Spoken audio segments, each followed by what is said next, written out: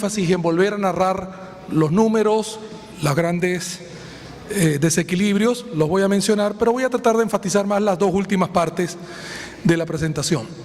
Voy a hablar algo sobre el sector petrolero, sobre la situación económica del 2015, algunos aspectos. Tengo dos colegas que seguramente van a tocar varios de ellos. Luego, hacer unas consideraciones sobre una ruta de recuperación económica, pero enfatizando el tema de la estabilidad macroeconómica que hemos perdido, el control de la inflación, la estabilidad cambiaria y los otros aspectos fiscales, monetarios y el tema petrolero, cómo el manejo de la política petrolera y de los activos petroleros nos pueden ayudar a reforzar un plan económico de recuperación que eventualmente tendrá que ser llevado a cabo. Y de último, ya unas consideraciones también tocando otros aspectos.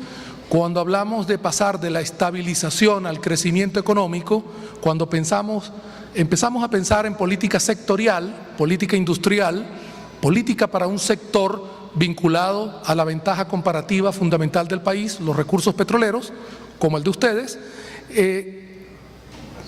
consideraciones sobre en cuáles áreas se pueden pensar en ajustes rápidos o ajustes inmediatos y en cuáles se pueden pensar en ajustes graduales.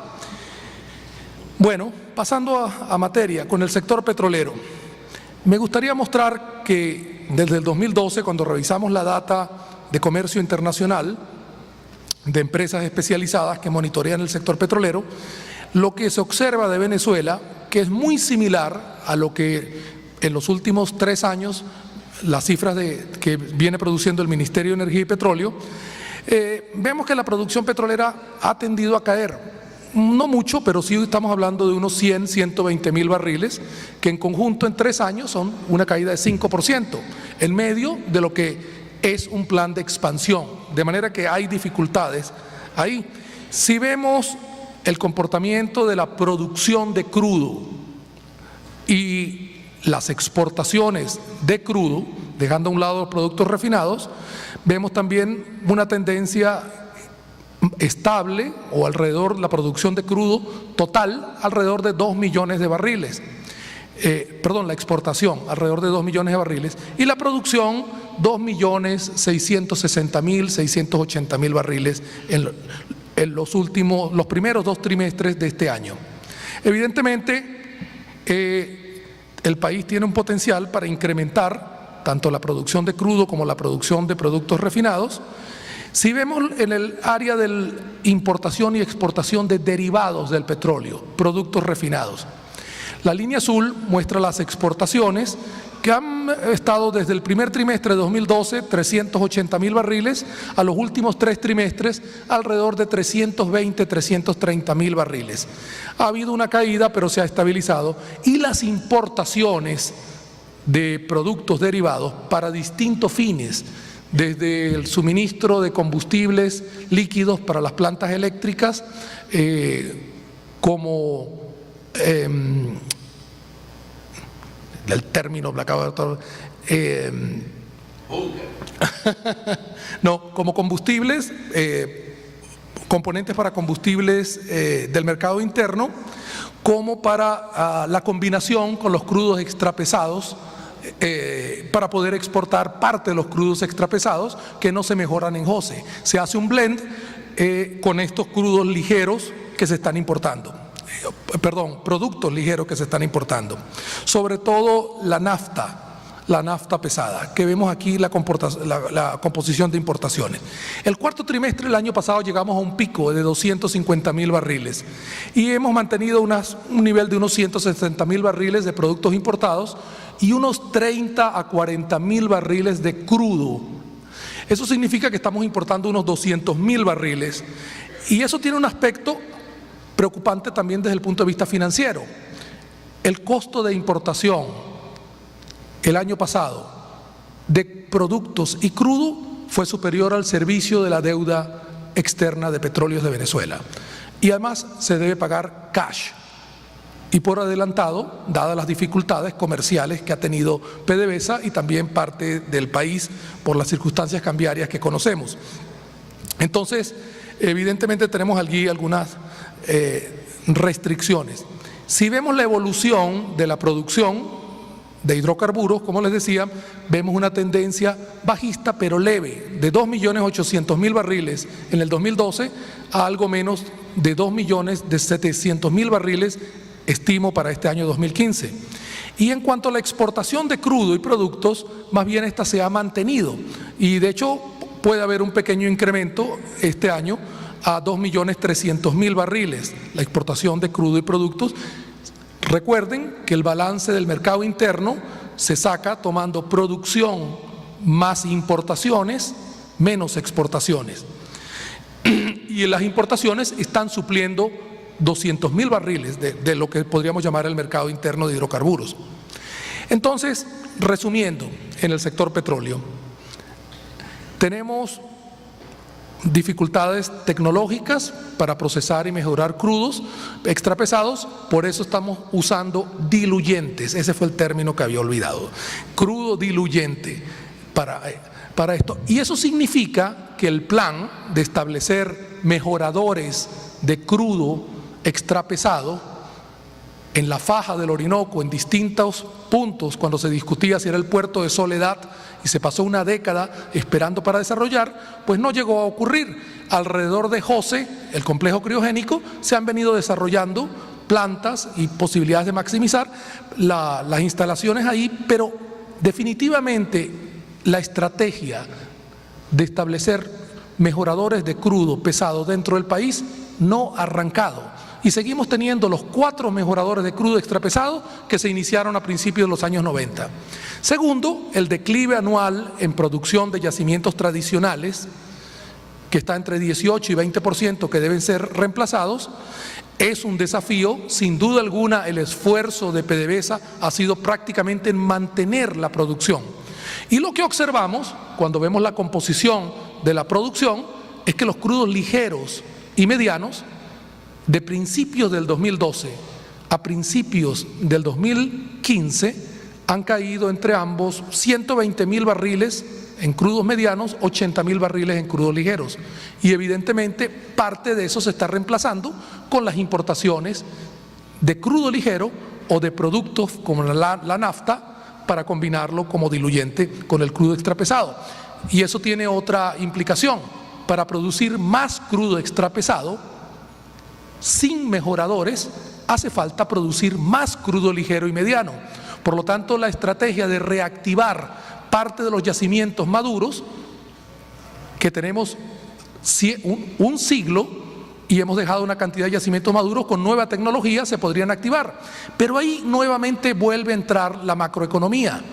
Requerimos un régimen cambiario que no provea una tasa atractiva para invertir, sino un régimen cambiario que pueda sostener una tasa atractiva para mantener un flujo de inversiones y un panorama de retorno. Cuando alguno de los ejecutivos de las empresas petroleras de afuera nos dicen, en el ministerio quieren ayudar, y nos dicen qué tasa de cambio quieren. No es una tasa de cambio, es un régimen cambiario que permita funcionar sin una sobrevaluación extrema, aunque los países petroleros, como sabemos en nuestra propia historia económica, tienden a tener una moneda excesivamente dura. Y una moneda excesivamente dura, si hay orden fiscal y monetario, ayuda a mantener baja inflación, como lo tuvo Venezuela desde los años 20 hasta los años 70. Pero una moneda excesivamente dura hace muy difícil la diversificación. Y la diversificación es el camino para disminuir la dependencia fiscal de divisas del petróleo, pero también para generar empleos en un país que ya tiene 30 millones de habitantes y necesita apuntar a crear 12, 14, 15 millones de empleos, y que con una sobreespecialización en petróleo, así sea por default, porque el resto de las actividades han sufrido, pues no funciona. Cuando éramos un país de 5 millones de habitantes, a finales de los años 40, y el petróleo se desarrolló aceleradamente después de la Segunda Guerra Mundial, llegamos a tener el ingreso por habitante, 85% del ingreso por habitante de un norteamericano. en poder adquisitivo ajustado. Y eso lo logramos en un país pequeño, con buena estabilidad macroeconómica, producción petrolera creciente y un proceso incipiente de diversificación. Sin embargo, también hay que recordar que los productos fuertes que vienen en la agricultura venezolana del siglo XIX y del siglo XVIII, como el cacao y el café, pasaron a sufrir de esta moneda excesivamente dura. Lo digo porque una de las cuestiones claves para el futuro es: no podemos tener un régimen que produzca una moneda excesivamente fuerte y que logre una baja inflación, porque no permite la diversificación, ni una moneda débil, fruto de desequilibrios macroeconómicos, que promueve muy alta inflación. Y buscar ese equilibrio apunta a un régimen de flexibilidad cambiaria, idealmente. Pero la flexibilidad cambiaria o la convergencia cambiaria, que recientemente mencionaba el ministro de Finanzas, no se logra si no hay orden fiscal y orden monetario. Y si además el sector privado no está operando en una economía de mercado donde hayan regulaciones sensatas y se pueda incentivar la producción. De manera que hay dificultades comunes al sector privado y a Petróleos de Venezuela, pero con la diferencia de que en el corto plazo lo que hagamos en política petrolera puede ayudar a cambiar la macroeconomía venezolana.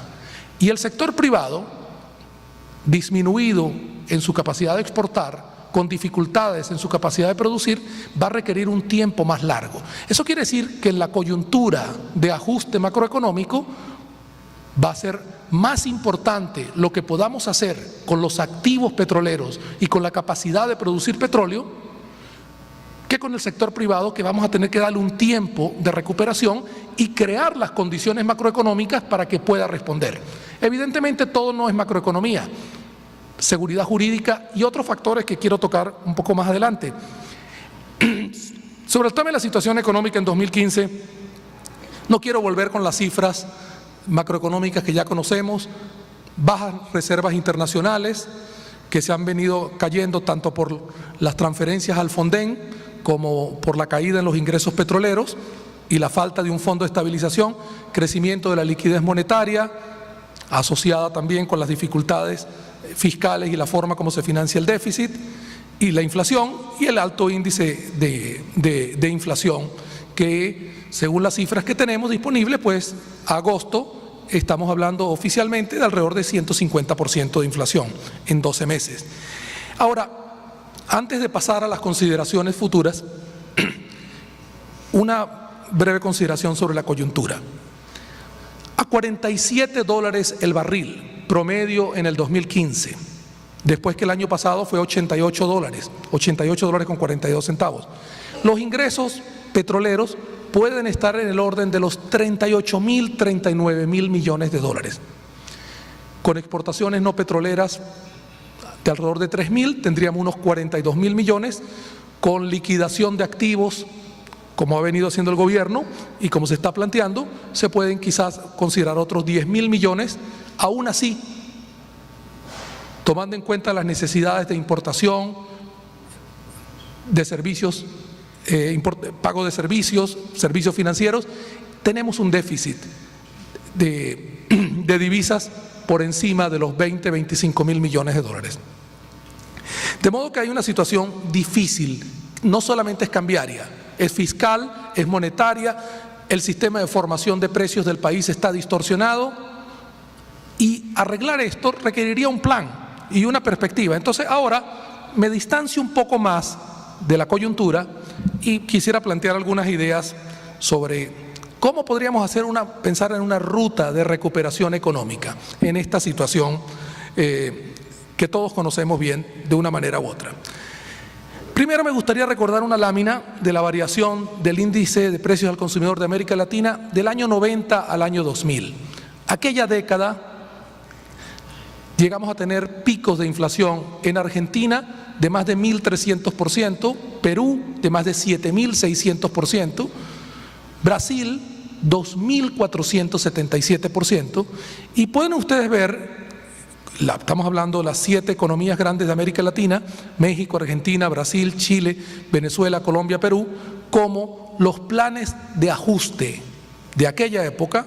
El de Argentina fue la caja de conversión, el plan de ajuste en Perú de Fujimori, y luego en Brasil, con el plan real de Fernando Henrique Cardoso, la inflación bajó, cedió.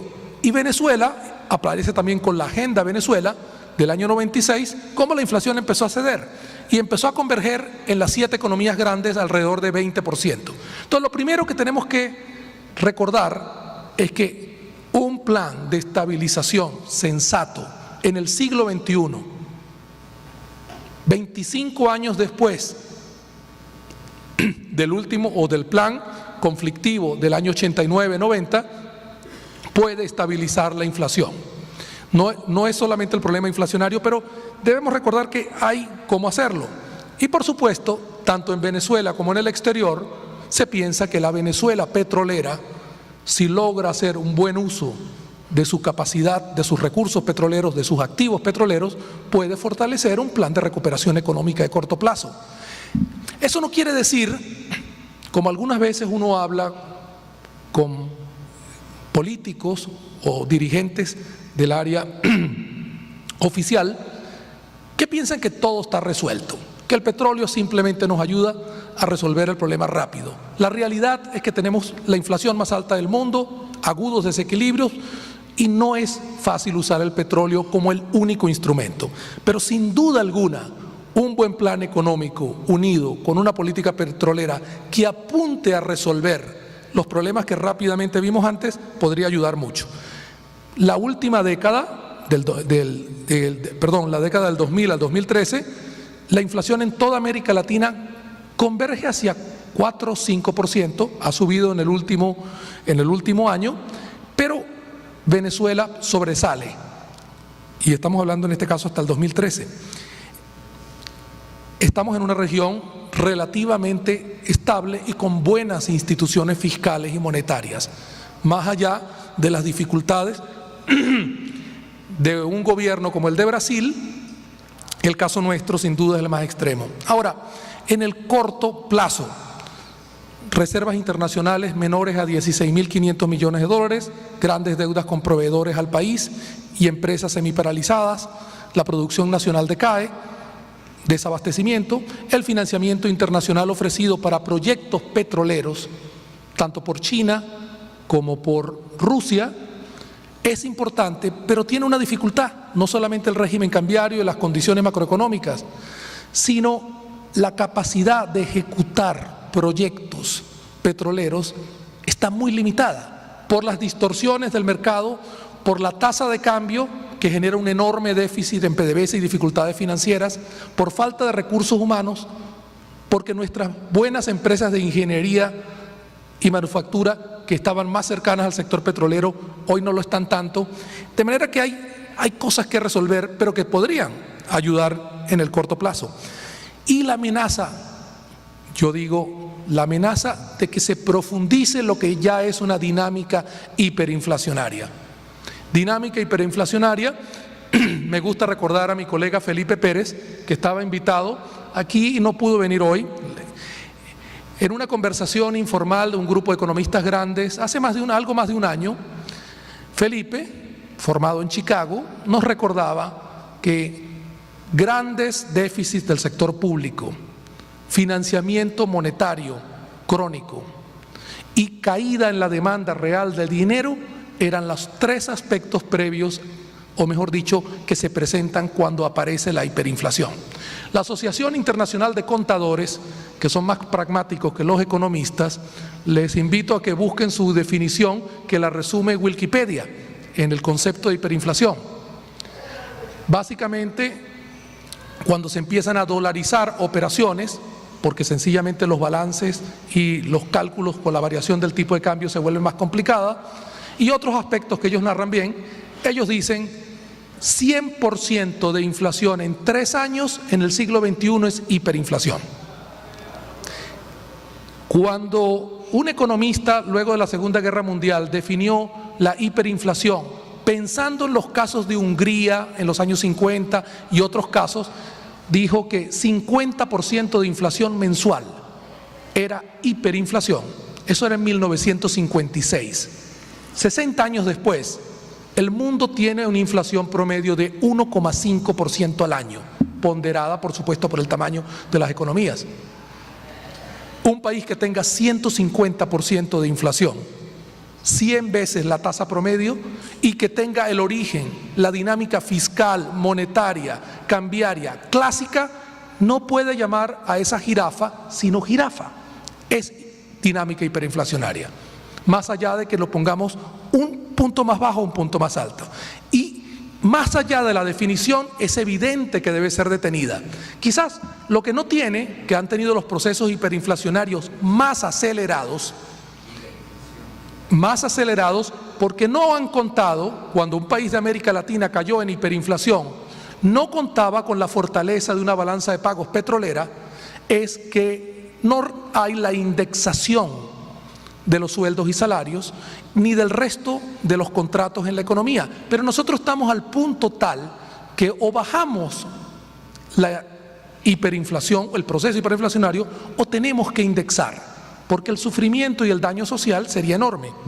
Dicho eso, quisiera presentarles un esquema en abstracto de economía, de cómo podría ser las bases o el contexto de un plan de rescate económico para Venezuela. Lo primero, tenemos que asumir unas condiciones de las que no podemos hablar porque no podemos definir cuándo se arrancaría. Debe ser pronto. Primero, debe haber una estabilidad política. Debe haber estabilidad política para que un gobierno pueda asumir un plan petrolero económico de rectificación. Segundo, el Estado de Derecho con sus dificultades debe prevalecer. Tercero, debe haber reconocimiento internacional porque tenemos que interactuar con los mercados financieros. Y el reconocimiento internacional evita las bruscas aspiraciones de golpes y otras cosas absurdas.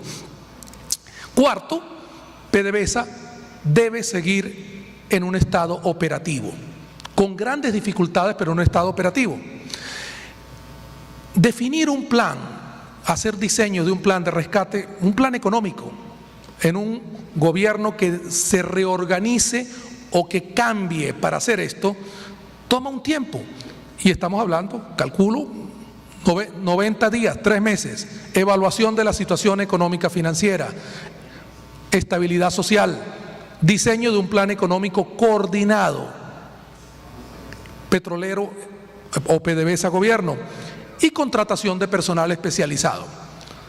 Debemos tener personal especializado para cambiar el rumbo del país y estamos hablando de requerimientos importantes. Suelo recordar que cuando se iniciaron las reformas en Perú en 1990, me decía un colega que estuvo cercano al proceso, que en el Estado peruano de 1990, cuando nadie creía que Perú podía dar la vuelta y convertirse en lo que es hoy, se requirió 1.800 profesionales y técnicos en posiciones claves para poder dar un giro de política económica ordenado. Digo eso porque a veces se piensa que con tener 1, 2 o 3 ministros y algún cambio de idea, 2, 3 ideas, se le puede dar un cambio de rumbo al país. En otro punto de ideas, ¿cuál es el contenido de un plan básico? Sin entrar en detalles, reordenar la política fiscal, que como todos sabemos es sensible, tiene impacto social, tiene impacto económico. Algunas cosas se pueden hacer gradualmente, otras cosas hay que hacerlas rápido, y eso es una típica discusión entre economistas. Reestructuración del flujo de caja de PDVSA. Necesitamos liberar de obligaciones financieras que PDVSA ha asumido para su accionista. Necesitamos mejorar la capacidad de operar PDVSA, una parte de su flujo de caja, destinarlo hacia operaciones y de concebir planes donde, aliada con el sector privado, nacional e internacional, en un contexto de cambio de la política macroeconómica, pueda tener una reacción para mejorar o pasar a llevar a cabo planes en la producción de crudos extrapesados y en la reactivación de yacimientos maduros, donde hay un enorme potencial para recuperar producción de crudos ligeros y medianos.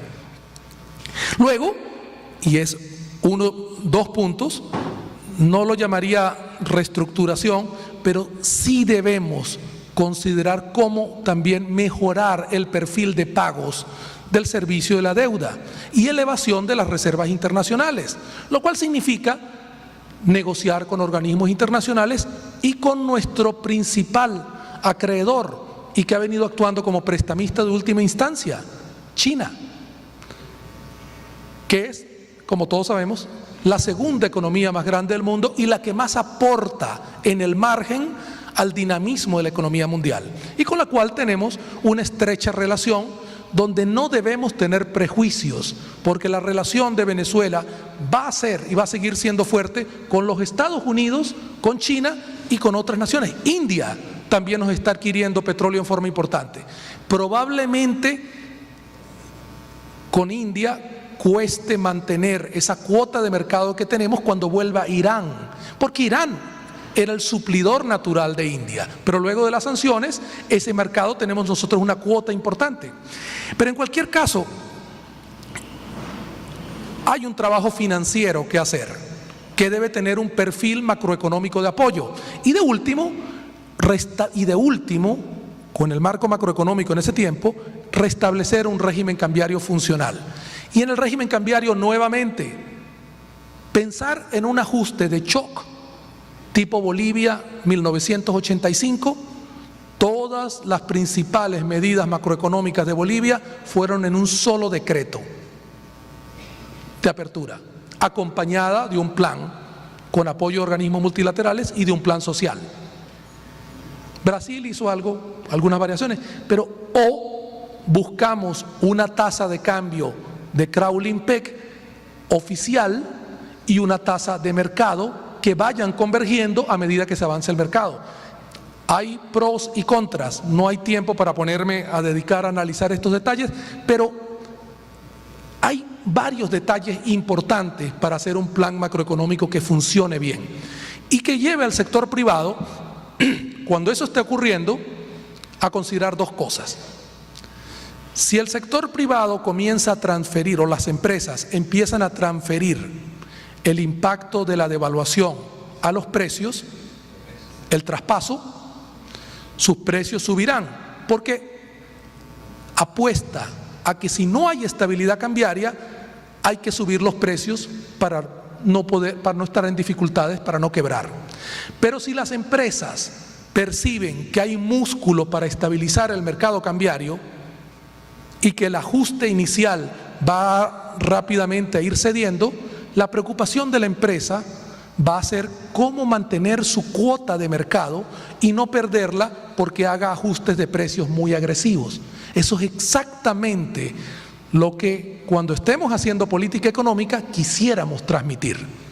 Si hay músculo para dar estabilidad económica, macroeconómica, para reactivar el sector petrolero y transmitir confianza en el régimen cambiario de tránsito, y podemos ir bajando la inflación, las empresas cuidarán más su cuota de mercado en la reconstrucción de la economía venezolana que hacer ajustes agresivos de precios que reduzcan su participación y le den oportunidad a otros que tengan un plan de mediano plazo.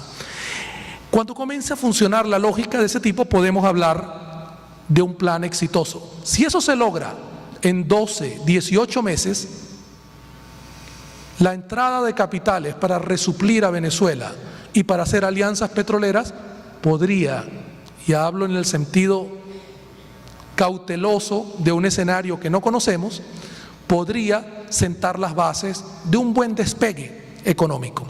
Ahora, un despegue económico es algo excelente cuando se inicia un plan y puede permitir bajar la inflación y estabilizar el mercado cambiario, sobre todo en un mundo de baja inflación.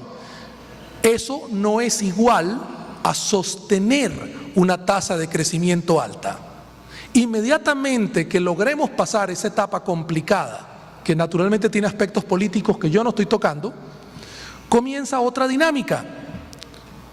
¿Cómo atacar los cuellos de botella? Limitaciones de infraestructura, limitaciones de suministro eléctrico, modificaciones de leyes sectoriales, falta de recursos humanos calificados, etcétera. Es donde lo que diríamos los endowments, los factores de producción empiezan a tomar en cuenta.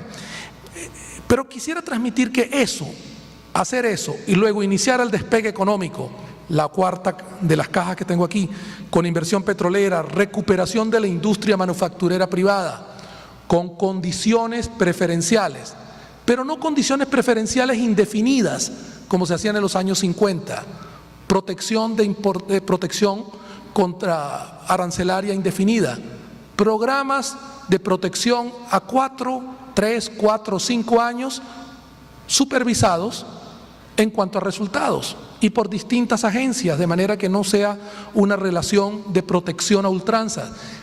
Se puede hacer recuperación de la infraestructura, en fin, apenas se logre la base de la estabilidad, comienzan a funcionar varios factores positivos.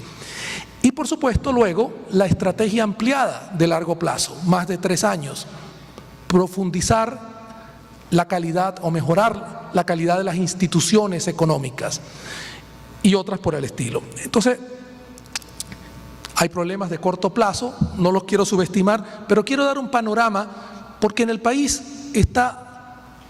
se siente un desánimo generalizado. Evidentemente hay razones, pero lo que no debe faltar confianza es de que este país tiene las bases para hacer un plan de recuperación económica exitoso en el corto y mediano plazo. Que faltan algunos aspectos, probablemente lo que ha ocurrido en Venezuela sea una lección histórica. El único paralelo que hay en la historia de Venezuela, y en situación muy distinta, con los factores que hoy tenemos, que generan serios problemas, un enorme daño social, daño económico y este clima de falta de esperanza, lo más parecido que uno encuentra mirando atrás es 1901, 1902, 1903. Cuando la República empieza a suspender gradualmente el servicio de la deuda a final del siglo XIX, los ingresos por exportación de café y cacao caen. El servicio de la deuda toma una parte importante del presupuesto y pasamos de un gobierno a manos de Cipriano Castro, que empieza a lidiar con las dificultades. Cuando uno empieza a ver las narraciones distantes de aquella época y la magnitud de los problemas, y luego ve cómo a partir de 1904 se empiezan unos planes moderados, no funcionan de mil maravillas, y luego en la Primera Guerra Mundial un plan fiscal, un buen plan fiscal. En los años 20 surge el petróleo y el tesoro está ordenado. Y ve los años 30, 40, 50, 60, 70, 50 años de estabilidad económica. Venezuela entre 1925 y 1975 tuvo 1,7% de inflación anual. Pocos países pueden lograr eso, pero la disciplina fue tan severa que la moneda también se sobrevaluó brutalmente luego que los Estados Unidos devaluó el dólar en 1932 y nos sobreespecializamos en petróleo. Les digo eso porque no creo que hayan razones para huir de Venezuela. Hay razones para preocuparse y compartir las dificultades, pero no para huir de Venezuela. Por último, quiero recordar, ya resumiendo en una lámina más formal, cuando hablamos de producir, el producto, como solemos poner los economistas, y lo pongo en una sola lámina, tomándolo de un colega, Dani Rodríguez, que lo resume muy bien, el producto está en función de la dotación de factores y de la productividad. Ahí pasamos de lo macro a las empresas. Capital, trabajo y acumulación de capital humano.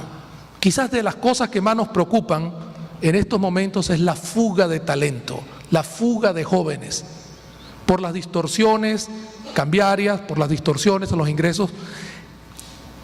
Esta lámina es la lámina simple que los economistas solíamos tomar, producto en función de dotación de factores y productividad. Cuando tomamos el desarrollo económico, más allá del crecimiento del producto, sino el desarrollo, no solamente está la dotación de factores y la productividad, la integración de mercados, la geografía, la dotación de recursos naturales, la calidad de las instituciones políticas, las instituciones económicas que ayudan a dar estabilidad como nosotros la tuvimos. Fuimos un país que tuvo dificultades y cambios políticos, pero sus instituciones económicas, desde la Primera Guerra Mundial hasta los años 70, fueron las mejores de América Latina. Y no fue por el petróleo entró después. Y desde que yo fui a estudiar mi doctorado en Inglaterra, recuerdo que un profesor me recibió cuando fui al Centro de Estudios Latinoamericanos, que no era donde yo hacía mi doctorado, me dijo: tu país es aburrido, el petróleo les resolvió todo. Después, cuando Hugo Chávez dio el golpe, me decían: el petróleo los corrompió. De manera que resulta que el petróleo fue la causa de nuestros éxitos, solo, sin instituciones, sin obra humana, y fue la causa de nuestra perversión. Evidentemente no es así. Y creo que hemos exagerado el papel del petróleo en cuanto a per se cambiar a Venezuela. La crisis de la deuda de 1902 hizo mucho más para cambiar a Venezuela que el petróleo. Y fue una crisis de deuda. Y no espero que tengamos otra, porque no estamos en condiciones para tenerla. Venezuela tiene una situación de dificultades de liquidez, no de insolvencia. Con esta última lámina creo que puedo dejarlo. Los últimos comentarios que hice ya los podría dejar. Muchas gracias.